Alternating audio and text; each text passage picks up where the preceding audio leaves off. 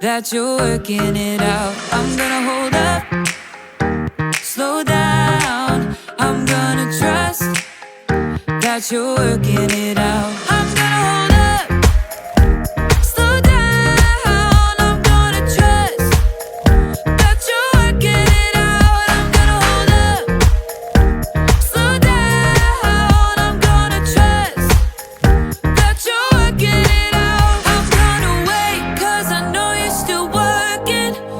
I'm gonna have patience, 'cause it'll be worth it.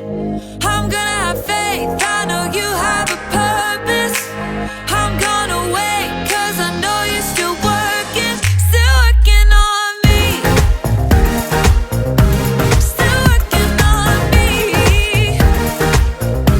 Still working on me.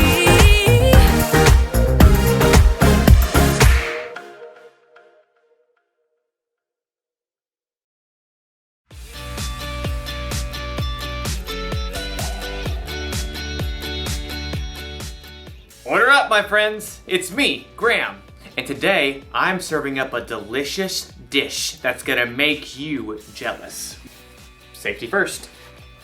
Double chocolate chip cookies. Taste test time.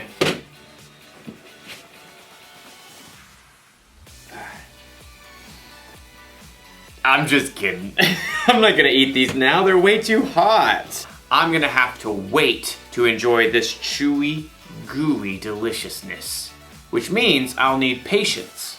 Patience is waiting until later for what you want now. It'll be a challenge to wait, but I will do it.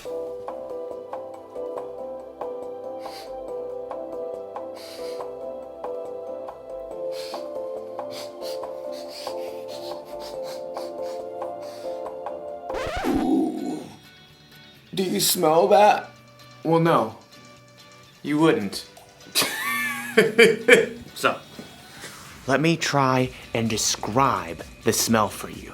Imagine you're walking along a beach made entirely of chocolate. The chocolate ocean is waving nearby. And as you breathe in, the air is a warm chocolate breeze. That's what it feels like to be in the presence of these cookies. Maybe just one bite. No cookies. Oh, I've got to think about something else. Light, vegetable oil, mannequin, crock pot, cookies. No! Ah! Time to put these away. There. Now it will be easy to wait.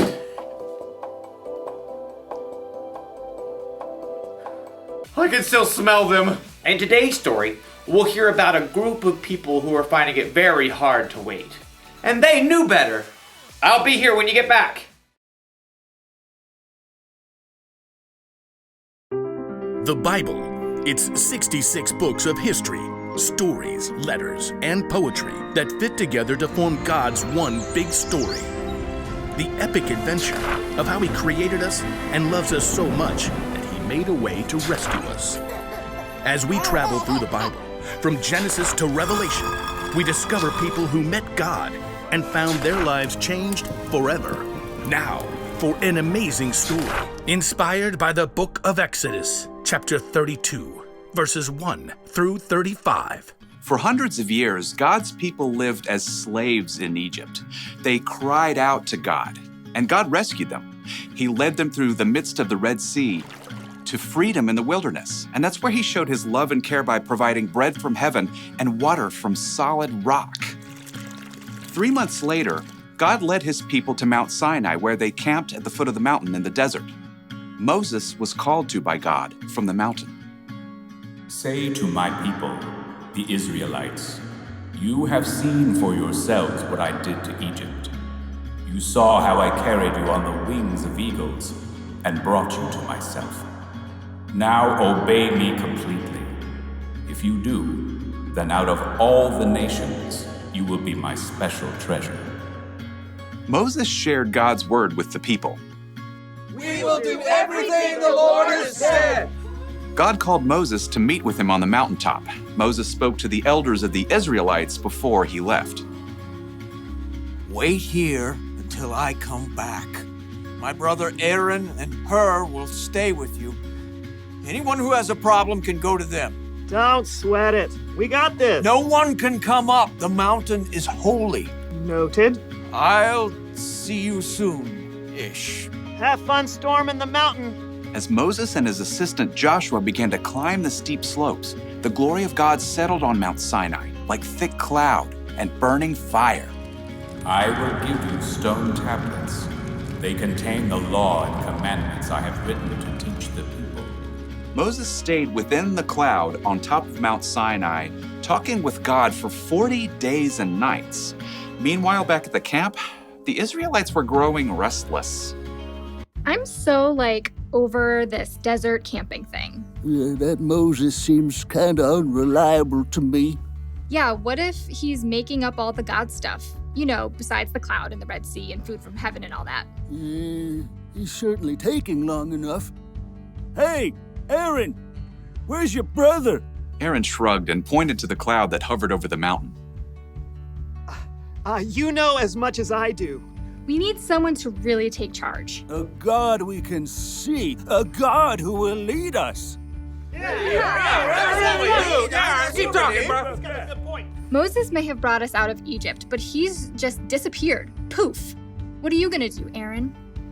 Aaron was tired of the people's complaining, so he buckled under pressure. Give me all your gold jewelry. Aaron took all the gold the people brought him and melted it down. Then he shaped it into the form of a golden calf. Israel, here is your God who brought you out of Egypt. It's so shiny. Well, when Aaron saw how excited the people were, he built an altar in front of the calf. Tomorrow will be a feast day. So all the next day, the Israelites brought sacrifices to honor a golden calf made out of their own jewelry. The people ate, drank, and danced wildly in front of the statue. Who wants to walk like an Egyptian? Huh? Not me. We just got out of there. Thanks to this amazing calf. Back on the mountain, in the midst of the cloud, God spoke to Moses. Go down. Your people you brought up out of Egypt have become very sinful. They have turned away from what I commanded. Heartbroken, Moses and Joshua made their way back down the mountain. Moses carried 2 heavy stone tablets covered with the laws God had given. The 2 men stopped in their tracks. Wait, is that the sound of war? It's not the sound of winning or losing. That's singing. Moses and Joshua picked up their pace, scrambling down the mountainside. As they approached the camp, Moses saw the golden calf. Dazzling in the sunlight, the Israelites danced wildly around it. Inconceivable! Moses was so angry, he took the stone tablets and hurled them to the ground. Stop! Stop this at once! The music and dancing stopped. Moses marched right through the crowd, right up to the golden calf. Aaron tried to sheepishly duck away, but Moses spotted him at once. What did these people do to you? How did they make you lead them into such terrible sin? Okay, don't be angry. You know how these people are. They said, make us a god to lead us. And then they gave me their gold jewelry. And I threw it into the fire, and out came this calf. Aaron couldn't look his brother in the eye. They both knew the true story. Why didn't you wait for me? The people are running wild. We've become a joke to our enemies. Moses toppled the golden calf into the fire to burn. Then he ground the golden calf into a fine powder and scattered it on the water. Drink it, all of you. This is hard to drink. Oh, my stomach feels downright awful. God helped his people over and over, but when they had to wait, they forgot his goodness. They chose their own way, and the consequences weren't so golden.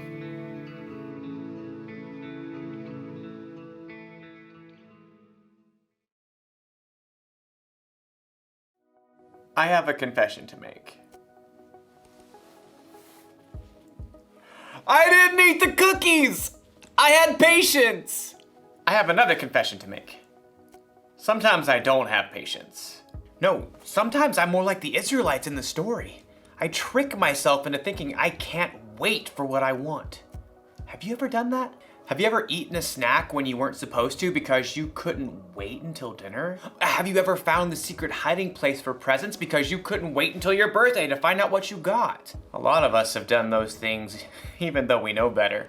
Maybe instead of tricking ourselves into thinking we can't wait, we can remember what's true. Instead of eating that snack you're not supposed to, remember it spoils your appetite at dinner time. Instead of sneaking around and looking for presents, remember how happy it makes others when they surprise you. And if you're waiting for something big, some pain to go away or sadness to end, remember what God has done in the past.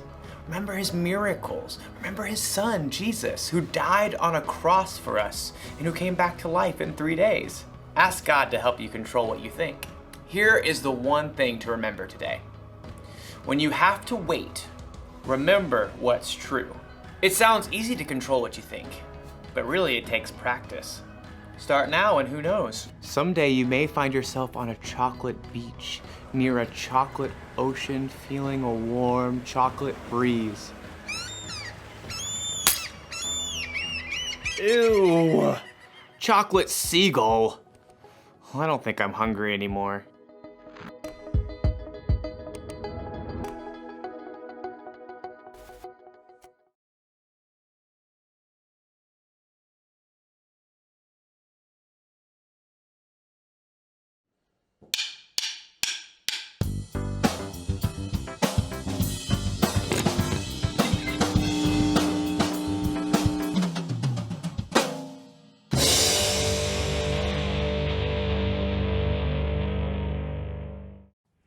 How well do you wait? I totally get it. Waiting is super hard. We all want things we can't have quite yet. To find out the grade you got on that math test, for mom to finish work so you can go for a bike ride together, for the microwave to ding so your popcorn's finally done. Whether you're waiting for 4 minutes or 4 months, it can seem like forever. It's tempting to grumble and whine. It's not fair. Nobody else has to wait this long. It can be tempting to jump ahead and try to get what you want without waiting. But trying to skip the wait usually leads to a mess. So, take a deep breath and be patient. Ask God for help. Take the extra time to encourage a friend.